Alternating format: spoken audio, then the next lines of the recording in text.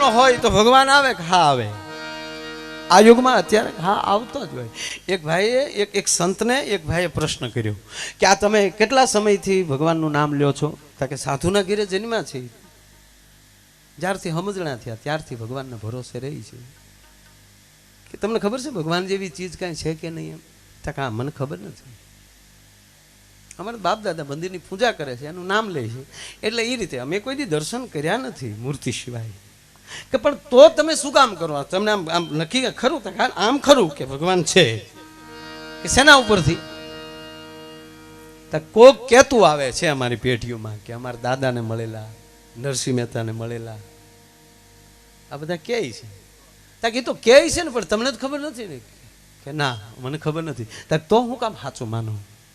ત્યારે ઓલે કીધું કે શાસ્ત્ર કે એ કોઈ દી ખોટું ન મનાય, એક આપણી જણનારી જનેતા માં આપણને કહે ને એ કોઈ દી ખોટું ન મનાય, અને એક આપણો સદગુરુ કહે ને એ જિંદગીમાં ખોટું ન મનાય.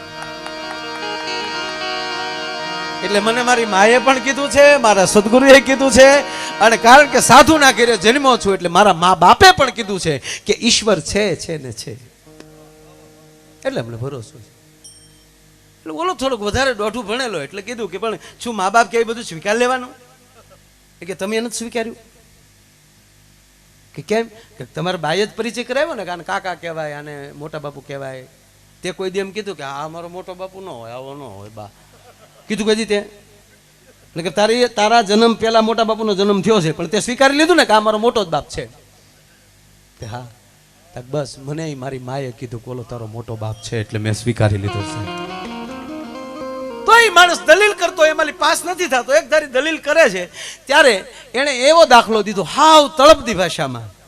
કારણ કે જેથી ચલાળા 22 વર્ષ પહેલા જયારે પ્રોગ્રામમાં આવ્યો ત્યારે રાવત બાપુએ બોલું ભજન એનું પોતાનું બનાવેલું ગાયું છું કે આવા સંતના આશ્રમનો હે ભગવાન મને કૂતરો બનાવજે. ગાય, કૂતરો, અશ્વ, બિલાડી અને કીડી, આ બધું પૂંજવા લાયક છે. બરાબર? કારણ કે માણસને વીસી ઉતારવા જતા તો એમ કહેતા કે કીડિયારું પૂરજો ને કૂતરાને એક રોટલો નાખી દેજો, અમારે બીજું હું બાપા જોતું હોય. તો એને એક સામાન્ય નાનો દાખલો દીધો કે તમે જે ગામડામાં જન્મ્યા છો, જે ગામમાં રહ્યા છો, ત્યાં ચોર આવે ગામમાં, તો જે ભાઈની ઘીરે ચોર આવ્યા હોય એનો જ કૂતરે ચોરને જોયો હોય. બરાબર? અને એ કૂતરો ભણવાનું ચાલુ કરે એટલે ચોર ભાગે, એટલે કૂતરો વાહે ભણતો ભણતો ભાગે. એ ભણવાના અવાજમાં એ કદાચ કૂતરાની નાતને હું કહેતો એ ખબર નહીં, પણ એમ જ કહેતો ને ચોર આવ્યા દોડો, ચોર આવ્યા, એટલે એ દશે તમામ કૂતરા દોડે અને તમામ ભસે. આખા ગામના કૂતરા જેટલો અવાજ સાંભળી ભણતા થઈ જાય. તો હા, એક જ કૂતરે જોયું હતું ને કે ચોરને, કે હા. બાકીના કૂતરા તો આ કૂતરાના ભણવા ઉપર ભરોસો રાખ્યો ને કે એ અમારી નાતમાં ભણ્યો હોય, એ ખોટું ન ભણ્યો હોય, માટે આપણે ભણવું જોવે. તાકે હા, તાકે નાખી દીધા જેવા કૂતરાની જાતને એની જાત ઉપર ભરોસો છે સાહેબ, તો હું તો સાધુનો દીકરો, મને મારા સંતો ઉપર ભરોસો ન હોય, એની વાણી ઉપર. એક ગામડાના કૂતરાને ભરોસો હોય કે મારી નાતનો ખોટું ન ભાહે, તો આ ગળા ફાડી ફાડીને કહી ગયા એના ભરોસે અમે ન જીવીએ. એવાના ભજનો હજી અમે સાંભળીએ છીએ. એમાંનું એક પાત્ર વ્રજની ભૂમિ બાપુ, 30 વર્ષ પહેલાની ઘટના. ત્યાં એક મહાત્મા એકલું રટણ જ કરે, ફરે જ, ક્યાંય બેસે નહીં, પોતાનો આશ્રમ નહીં. શાંતિ બાપુ બોલે આ વાત યાદ આવે. પણ એ જ્યાં આવે એટલે સંતો ઉભા થઈ જાય, મોઢામાંથી શબ્દ નીકળે, જસ્સા વા રહે, જસ્સા વા રહે, આઈએ જસ્સા. એમાં એક સંત પરપ્રાંતિ હતા અને એ વ્રજની યાત્રાએ આવેલા, અને એણે આ 2 દિવસ આ ચિત્ર જોયું કે આ દેખાય છે એક મહાન સંત જેવા માણસ, અને એ જ્યારે આવે છે ત્યારે એ હશે મોટા, કારણ કે બધાય સંતો ઊભા થઈ જાય છે અને પાછા ઊભા થઈને એટલું કે પધારીએ જજ સાહબ, આઈએ જજ સાહબ. એટલે એણે એક સંતને પૂછ્યું कि ये तो संत लग रहा है, संती है, तो फिर आप लोग उसे जज साहब से नाम से क्यों पुकारते हैं? एने बात करे दक्षिणना कोई गामडामां પોતે જજ તરીકે આ નોકરી કરતા હતા દક્ષિણના કોઈ તાલુકામાં નાના. અને એના વિસ્તારમાં એક નાનું ગામડું,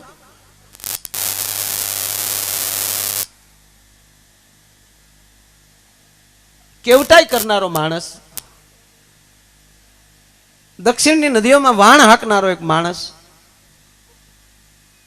પણ એવડો ભગવાનનો ભક્ત. કાંઈ ક્યાંય પૂછો કેવટ ક્યાં બાત હે, રઘુનાથજી જાને મેં ક્યાં જાનું.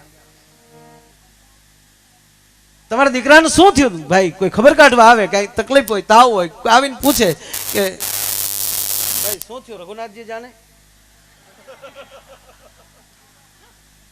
હા હવે રઘુનાથજી જાણે, આપણે હું ચાલુ રાખ. તો કોઈ આવીને પૂછે કે આપણા દીકરાને શું થયું ભાઈ, કે રઘુનાથજી જાણે. એને બે દીકરા એક દીકરી હતી. આ 30 વર્ષ પહેલાની ઘટના. દીકરીના લગ્ન લેવાનું આવ્યું એટલે થોડુંક કરજ કર્યું. ગામમાં જે એક વાણિયા હતા એ ધીરધાર જ કરતા હતા, એની પાસેથી પોતાનું મકાન ને એ બધું ગીરવે મૂકીને એની ઉપર થોડાક રૂપિયા લીધા, દીકરીના લગ્ન કર્યા. સમય જતા દીકરો થોડુંક રેડ્યો, મકાન જે પોતે રહેતા થાય મકાન પણ એને વેચી નાખ્યું. અને અંતે શેઠની તમામ રકમ એને ભરપાઈ કરી. ભરપાઈની રકમ કે એટલી મૂળદળ રકમ, એટલું વ્યાજ, અને આ તારીખે આ તિથે મને કેવટજી આ પૈસા ભરપાઈ કરે છે એવી રસીદ લખી અને વાણિયાને આપી. એ વાણિયાએ જ્યાં કેવટને દીધી એટલે કેવટે દીધી એટલે વાંચી લે. ક્યાં लिखा इसमें कि मैं क्या जानूं, मैं क्या पढ़ूं, रघुनाथजी जाने. अति भोळप जो એટલે વાણિયાને થયું કે આમાં ગાળીઓ કરવા જેવું ખરું. કોઈ બાત નહીં, બેઠી બેઠી આપ જરા પાણી લેકે આવો. ઓલો પાણી લેવા ગયો, રસીદ ફેરવી નાખી. મૂળ રસીદ હતી લઈ લીધી, હજી ₹2.5 બાકી છે એવી લખીને રસીદ આપી દીધી. સમય જતા વાણિયાએ કોર્ટમાં ડાયરેક્ટ કેસ મૂક્યો કે મેં આ કેવટને એટલા રૂપિયા આપેલા, અને આ કેવટ માણસ ફરતો ફરતો રઘુનાથજી કહાં રહેતે, રઘુનાથજી કહાં રહેતે. તો ગામવાળાઓને દેખાડ્યું રામજી મંદિર છે, રઘુનાથજી મંદિર હતું, વહાં રહેતે રઘુનાથજી. પૂંજારી બેઠા હતા, વહાં કીધું રઘુનાથજી કહાં રહેતે, ઇધર રહેતે, આવ આવ. અને એ સાધુ પોગેલો સાહેબ, क्या बात है, रघुनाथ जी पर वारंट है, ये केवट है ना, हाँ उसके पर उसका केस चल रहा है, उसका साक्षी वो जानने वाला रघुनाथ जी है. पुंजारी समझी गया कि तो आने रघुनाथ जी ने कीधु है. कोई बात नहीं, रघुनाथ जी अब सोए हुए, मैं सही कर देता हूँ, मैं उसका आदमी हूँ, मैं उसका पुंजारी हूँ, मेरी साइन चलती है, लाव तेरा वारंट, मैं साइन कर देता हूँ. पुंजारी सही कर दी थी साहब. અને ઓલો માણસ સપરાસી એમ કહેવાય કે વયો ગયો, પણ આજ હાથમાં વોરંટ લઈ અને આજ પહેલો વેલો પુંજારી નાચે છે સાહેબ. रामजी मंदिर में राघव ની હામો તેદી पुजारी नाचे. सुनो रघुनाथ जी, आपको भोग लगाने वाले बहुत आए, आपको श्रृंगार लगाने वाले बहुत आए, आपको आरती करने वाले बहुत आए, देखा पहली बार तेरे पर वारंट आया है. અને એટલું કહીને पुजारी રોઈ પડ્યો સાહેબ કે रघुनाथ जी बूढ़ा में हो गया, तेरी पूजा करते करते कुछ नहीं मांगा मैंने, आज पहली बार मांग रहा हूं, तुम कोर्ट में जाना हो वरना मेरा केवट मर जाएगा बेचारा. तेरे पर भरोसा है उसको, कोई भी बुलाता है तो इतना ही बोलता है रघुनाथ जी जाने मैं क्या करूं. तारी ऊपर भरोसा है. पहली बार तारी એટલા મારી વર્ષોમાં મારી પેઢીઓમાં પહેલી વાર તને કોઈ વોરંટ મોકલ્યું છે. એ કહેવા ગયો સાહેબ આગલે દિવસે જવાનું. બાપુ તો હવે કહેવાય કે આ પૂજારી વેલો જાગ્યો, વેલા જાગી આરતી કરી અને આ પૂજારી रामजी मंदिर की मूर्ति ने आडो दड़े है. रघुनाथ जी बहुत सारे श्रृंगार मैंने तेरे सामने रख दिया है, अब तुझे जो अच्छा लगे वो पहनना, लेकिन जाना जरूर. तू नहीं जाएगा तो मेरा केवट मर जाएगा, केवट मर जाएगा तो मैं मर जाऊंगा. एक कली काल में तेरे पर भरोसे करने वाला कोई कोई होता है, उसमें से एक है. केवट तो कोर्ट ना समय हाजिर थी गई.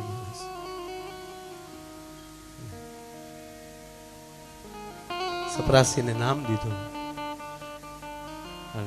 દરવાજે જઈ અને સપરાસી અવાજ કરે છે, રઘુનાથજી હાજર હો, રઘુનાથજી હાજર હો.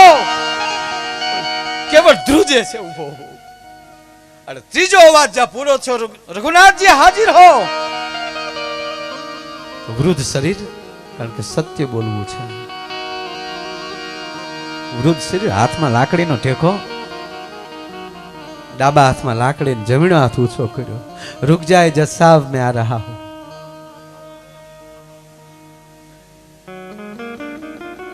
કટારીમાં ઉભો રાખ્યો, ધીરે ધીરે લાકડી બાજુમાં મૂકી કટારીનું લાકડું પકડીને ઉભા છે. રઘુનાથજી, આપકા નામ रघुनाथ जी है? हाँ, मेरा नाम रघुनाथ जी.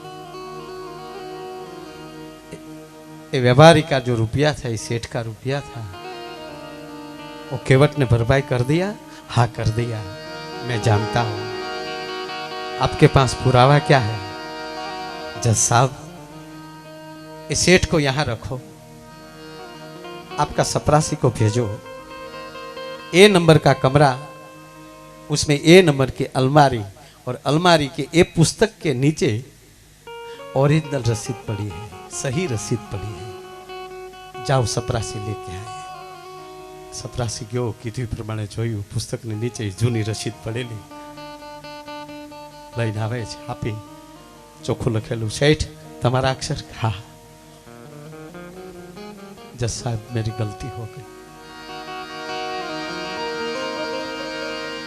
जब मैंने उसको रसीद दी तब मैंने बोला पढ़ लो, तो उसने बोला मैं क्या पढ़ूं, रघुनाथ जी जाने. तो मैंने एनो भोळेपनो गैरलाभ लेवानी इच्छा थई, એટલે મેં રસીદ બદલાવી નાખી थी. મને क्षमा करो. केवट, उसको क्षमा दी जाए? हाँ महाराज, रघुनाथ जी आ गए हैं तो उसको दंड हम क्या दें? और मैं रघुनाथ जी को भी प्रार्थना करता हूं कि ऐसे आदमी को दंड नहीं देना चाहिए, उसको क्षमा कर दो. रघुनाथ जी ने भी क्षमा कर दिया, जज साहब ने भी क्षमा कर दिया. सभा बर्खास्त हुई, कोर्ट बर्खास्त हुई, रघुनाथ जी निकल गया. सब जज ध्रुजे छे. हाँ जे सरनामું પૂછતા પૂછતા रघुनाथ जी ना मंदिरे आवे छे. रघुनाथ जी कहाँ रहते थे? यहाँ. वो केवट, वो भी यहाँ. केवट, वो रघुनाथ जी आए थे, वो कहाँ है? कह रहा सामने. ये तो रघुनाथ जी का मंदिर है. कहाँ? उसका ही मंदिर है. आया जज से एक बाजू बुद्धि नो ढगलो छे અને એક બાજુ સમર્પણ ની એમ કહેવાય કે નદી છે. क्या पहाड़, क्या नदी? साहेब, एक बार नदी वही जाए પછી નદી પહાડ ઉપર ન જઈ શકે. પછી કદાચ હોય તો પહાડ ને જે કાકરા ભરોસે કે નાના નાના રીતે તણાઈને નહીં જવું પડે. અને કેવા ગયો સાહેબ, બુદ્ધિનો પહાડ શ્રદ્ધાની વહેતી નદીની અંદર ડૂબી ગયો સાહેબ. કહેવત, क्षमा कीजिए जज साहब, आपने किसके नाम वारंट लिख दिया? ये मेरा रघुनाथ जी. साइन करेलू कागळिયું પડ્યું થયું દેખાડ્યું. મારા પૂજારીએ સહી કરી હતી. અને પૂજારી રોઈ પડ્યો, જજ સાહેબ મેં 2 દી ખાધું નહોતું, રોજ પૂજા કરીને એટલું કહેતો કે આજ પહેલી વાર તારી ઉપર વોરંટ આવ્યું છે. અને હે રઘુનાથજી, તું જો એ સાક્ષી બની નહીં જા તો કેવટને અમે બે મરી જાઓ. આ કેવલ અમારી શ્રદ્ધાનો વિષય હતો. જજ રોઈ પડ્યો. मैं भला जज बन के ऊंचे स्थान पर बैठा रहा और मेरे रघुनाथ जी सामने बैठे बैठे गड़गड़ाए हुए मेरे पर सवाल कर रहे थे. मैं सवाल कर रहा था, मालिक मेरा जवाब दे रहा था. अब मेरा कोई अधिकार नहीं है जज रहने का. और साहब यहाँ कंठी बांधी लीधी और પછી આખી જિંદગી વ્રજમાં ફેર્યા કર્યા. અને મંદિર આવે અહીંયા એટલું જ કે ઠાકોર મુझे माफ करना, मैं बैठा रहा तू खड़ा खड़ा जवाब दे रहा. अब मैं बैठने के लायक नहीं हूं.